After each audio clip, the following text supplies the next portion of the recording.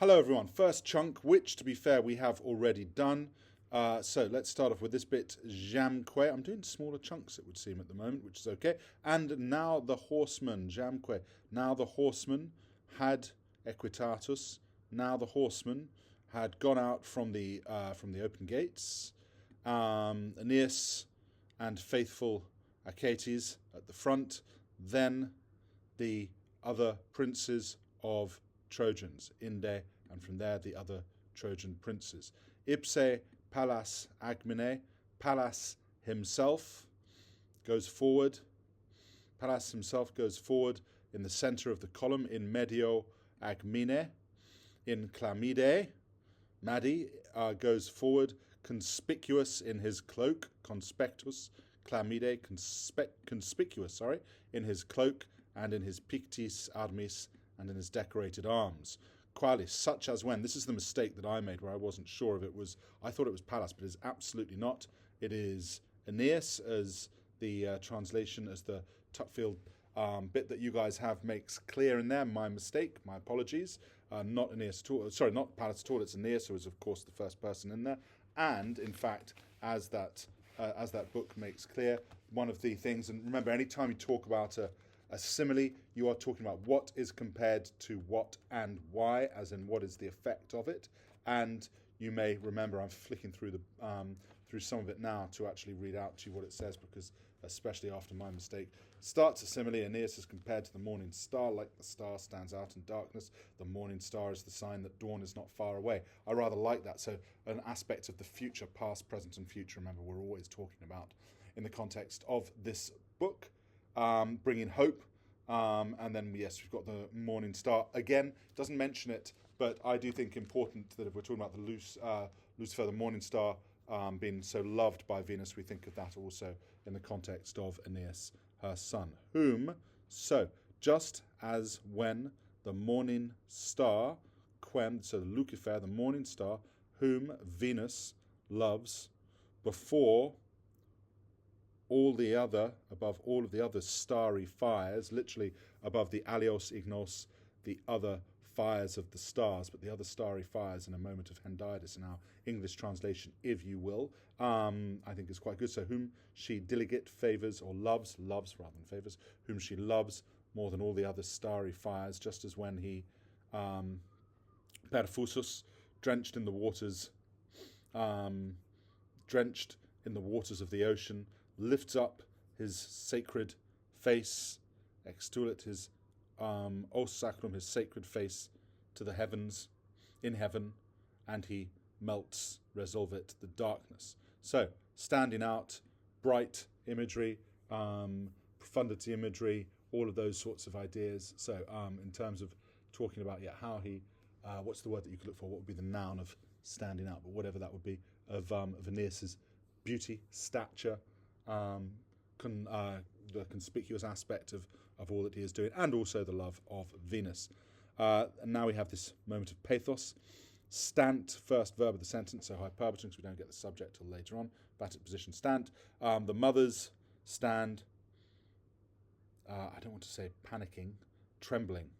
The mothers stand trembling upon the walls, and they follow with their oculis, with their eyes, the dusty cloud and the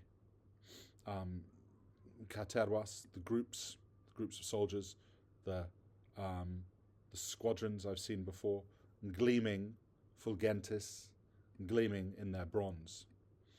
Per domos oli, we were talking about that, through the thickets of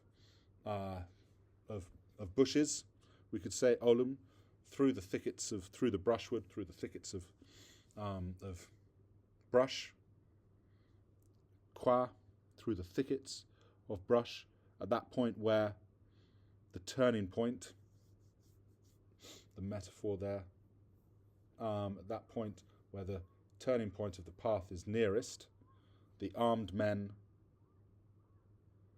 move, armati tendunt. A shout, clamor it, a shout arises, and forming in a column, and here we have this moment, this sentence, which would be so good because of the synthesis and the scansion, the heavily dactylic, quadripedante putrem sonnet tu quatit ungula campum, and the ungula, the horse's hoof,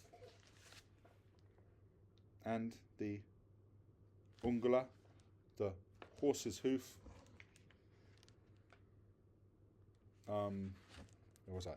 And the horse's hoof shakes the crumbling playing, and the ungula, the hoof, shakes the crumbling playing with its galloping quadripedante, with its galloping sonato, with its galloping sound. Good for scansion, that bit.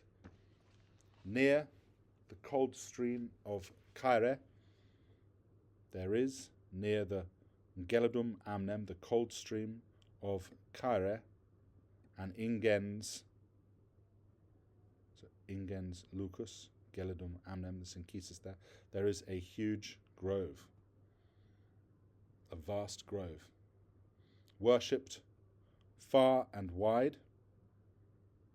Saker, worshipped far and wide with ancestral awe, I said, with the awe of our ancestors. And on all sides,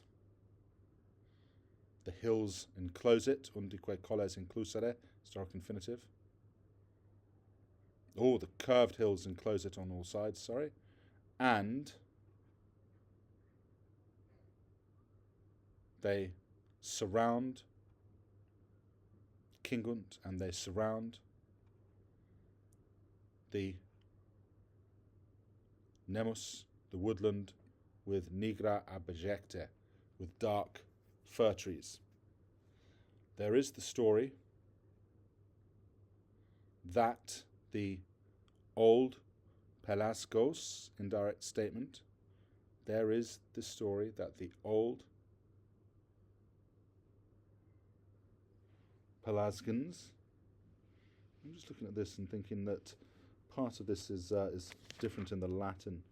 No, that's right. Rumour has it that the old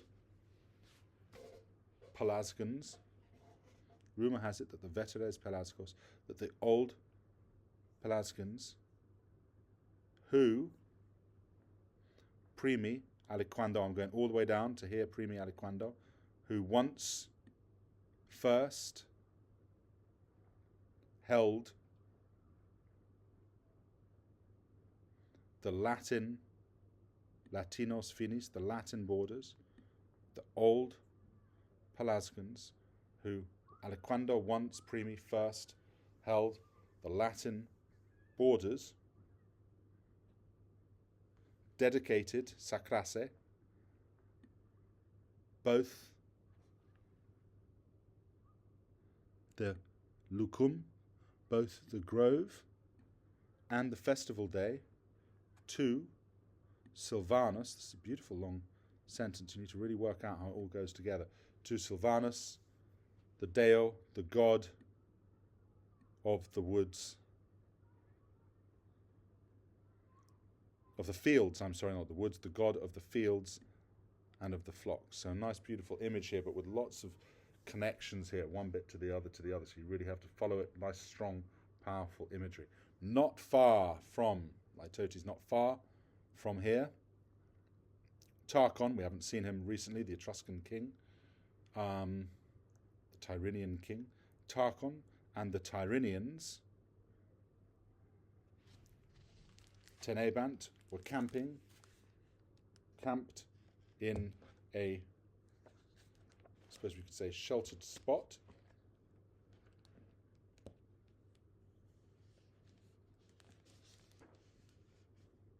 So they camped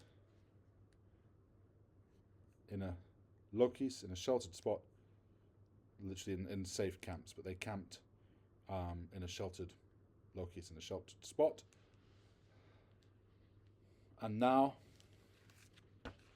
from a kelso, and now from a high hill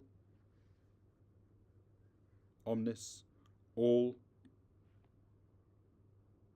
And now from a high hill, omnis, all the forces were able to be seen. And now from a high hill, all that I've read a translation that said host, all the host could be seen. They were pitching their tents, as in they were Tendebat, and was pitching, if you said the whole host was camping in the Arduis Latis, in the wide fields. To this place, Father Aeneas and the chosen youth of war succedunt, and the chosen youth, and the youthful warriors chosen for battle, succedunt, come to this place, exhausted, and they refresh their horses, and exhausted, they refresh their horses and bodies. Well done, everyone. I'll get cracking with the next bit as well. See you all tomorrow. Bye.